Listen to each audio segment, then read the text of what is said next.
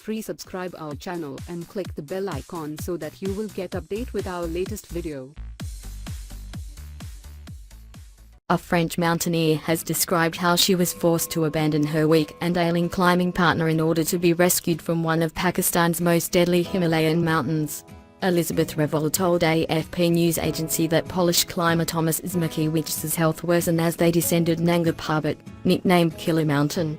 Only she was rescued by an elite Polish climbing team in a dramatic operation. Doctors in France are now assessing whether she will require amputations. Among her recollections, Ms. Revol said that altitude-induced hallucinations had caused her to take a shoe off in freezing conditions. Blood streaming from mouth. The pair began climbing on the 20th of January, and within a few days were approaching the summit. But shortly after they reached the peak of the 8,120 meters, 26,640 feet, mountain, Mr. Makiewicz complained that he could not see. Ms. Revol told AFP he hadn't used a mask because it was a bit hazy during the day, and by nightfall he had ophthalmia, an inflammation of the eye. He then clung to her shoulders as they began the difficult descent in darkness. Mr. Makiewicz, she said, began to have trouble breathing. He took off the protection he had in front of his mouth and he began to freeze. His nose became white and then his hands, his feet. They huddled overnight in a crevasse, but his condition deteriorated further with blood streaming from his mouth,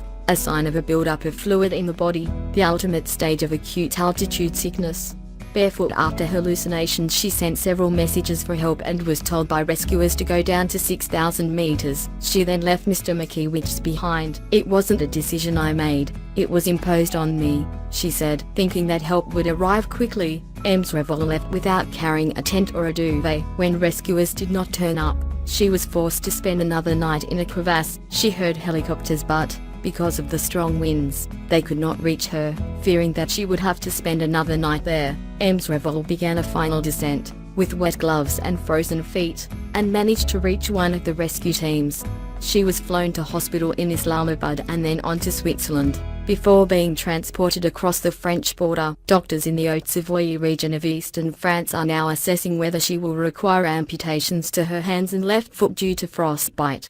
Despite the ordeal, she has not ruled out climbing again, saying, "I need this." In the interview, she described having altitude-induced hallucinations. She imagined that people were bringing her hot tea, and that in order to thank them, she had to give them her shoe. After being barefoot for 5 hours, Ms. Revol developed frostbite.